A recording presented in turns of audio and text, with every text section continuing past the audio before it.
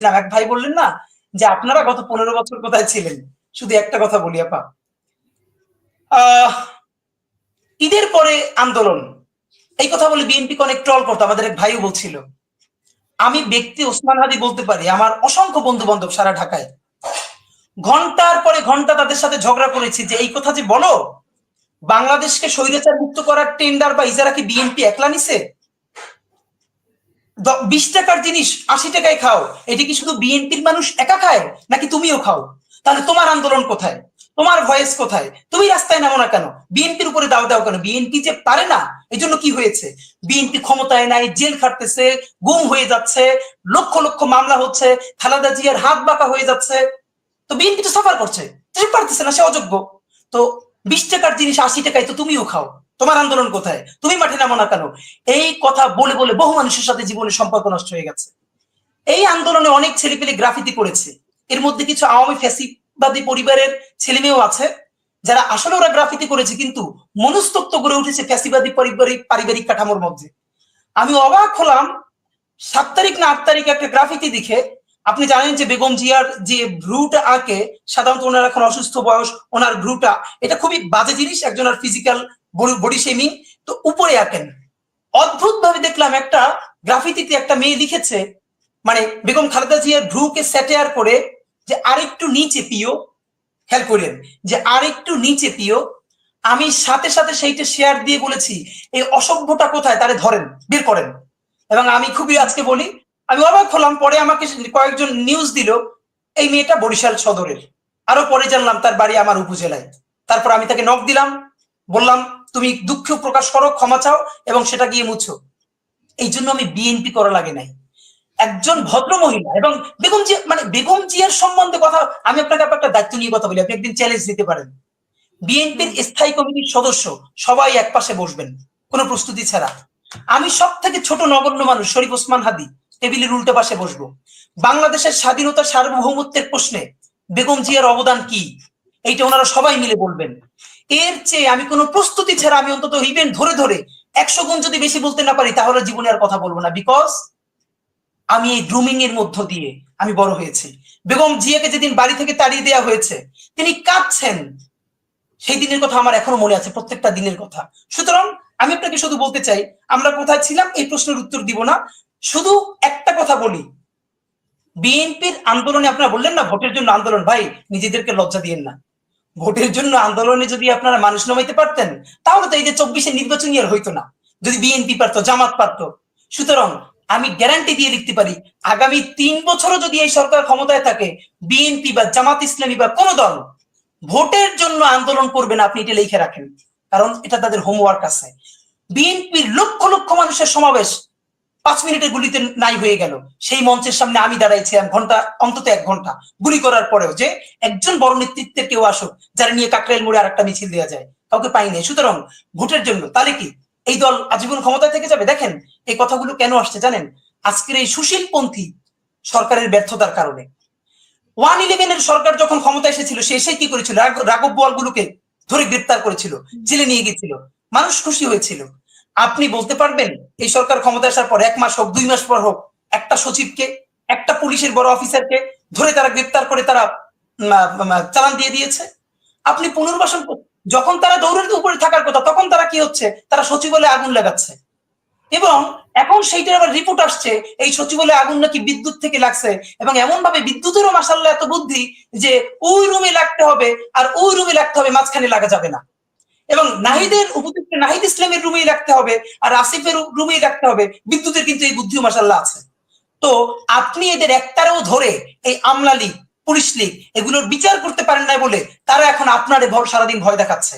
এবং এই সরকারের এই ব্যর্থতার কারণেই আজকে নির্বাচন নিয়ে অবস্থা তৈরি হয়েছে। নির্বাচন তো হতেই হবে, 3 মাস আগে 3 মাস পরে, নিয়ে আবার কথা কি? কিন্তু আমি যেটা সরকারি ব্যর্থতা এর মধ্যেই দেখছেন, কিন্তু এই সরকার দিয়ে তাহলে বাকি সংস্কার কিভাবে আশা করছেন, যে দীর্ঘ সময় এইটা একটা ভেরি গুড প্রশ্ন। আমি এবার একদম এই কথাটা বলা উত্তর দিয়ে আমার জন্য খুব রিস্ক, এরপরে বলি। বিএনপি না চাইলে শতভাগ সংস্কার হবে না, এটা আমি আপনার বলি। বিএনপি, কারণ এখন সকল আমরা, বিএনপি আদেশ দেয় না তবুও বিএনপির দিকে তাকাই থাকে, কারণ জানে বিএনপি ক্ষমতায় আসবে, আমলা থেকে শুরু করে ওসি এবং ইউনো পর্যন্ত। সুতরাং বিএনপির যদি সদিচ্ছা না হয়, বিএনপি যদি এগিয়ে না আসে, এই সে যে পরিমাণ মাজলুম ছিল সেই চিন্তা থেকে, তাহলে সংস্কার করা অত্যন্ত কঠিন হবে। এটা আমি আপনাকে বলি, এটা বাস্তবতা। আমরা তাহলে কি করতে চাই?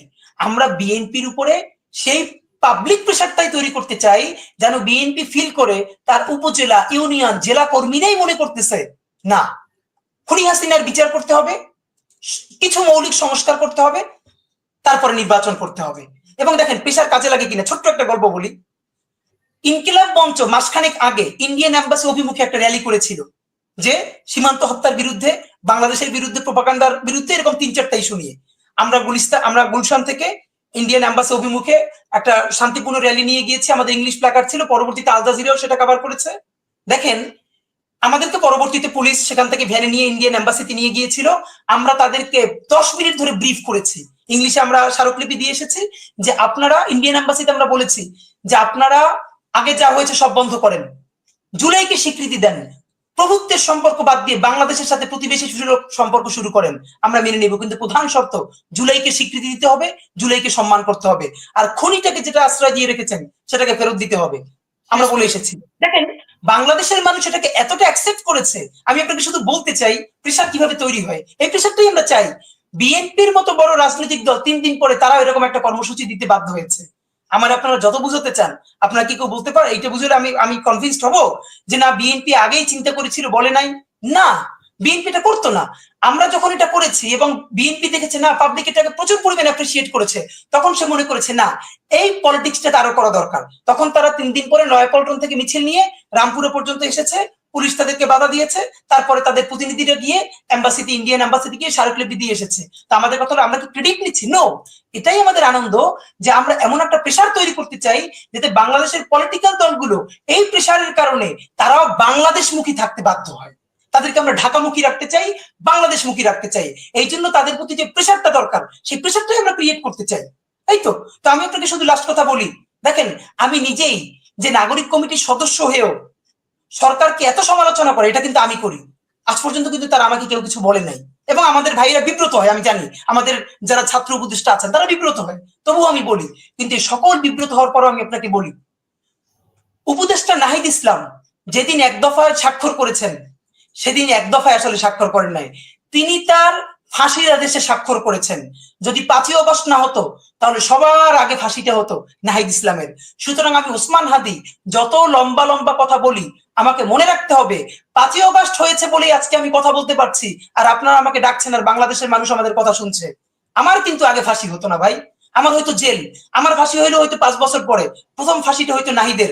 সুতরাং যার ফাঁসি নিশ্চিত তার ভুলকেও আমি সম্মানের সাথে দেখতে চাই, তার ভুলের সমালোচনা করব, কিন্তু তাকে বিপদে ফেলবো না এবং তার স্টেক নষ্ট আমি করবো না। সুতরাং এই আন্দোলনের ইমাম আমি নাহিদকে মানি, আসিফকে মানি, মাহফুজদেরকে মানি, ইমাম মেনেই আমি তাদেরকে প্রচন্ড সমালোচনা করব, কিন্তু আমি তাদের সেই ক্রেডিটটা দিতে চাই যারা, যে বিএনপির ছাত্র দলের ভাইয়েরা বেগম জিয়াকে মিছিল দিয়ে কারাগারে দিয়ে এসেছেন। আমাদের এই ভাইয়েরা বেগম জিয়াকে সসম্মানে শুধু মুক্তই করেন নাই, রিজভী ভাই জেল থেকে বের হয়ে চোখে পানি ঝরঝর করছে, তিনি বলছেন এই ছেলেগুলো আমাদেরকে মুক্ত করেছে। আর বিএনপির ভাইয়েরা আমাদেরকে, অনেকে ওনারা মনে করছেন আমি ব্যাখ্যা দিব, আমি গত 15 বছর কি করেছি, জীবনেও ব্যাখ্যা দিব না, কারণ কি করেছি এই ব্যাখ্যা দেওয়ার সময় আমাদের নাই। শুধু আমরা বলি বাংলাদেশের জন্য বিএনপিকে প্রয়োজন, সারা বাংলাদেশের জন্য বেগম জিয়াকে প্রয়োজন, এবং জুলাই বাঁচানোর জন্য একটা বড় পলিটিক্যাল কনসেনসাস প্রয়োজন। আমি এখনো বিশ্বাস করতে চাই বাংলাদেশের বড় রাজনৈতিক দলগুলো ছাত্রদেরকে ডেকে আদর করে একটা চূড়ান্ত মীমাংসায় পৌঁছবেন এবং জুলাইয়ের স্বীকৃতি দিবেন, একটা ঘোষণাপত্র তৈরি করবেন।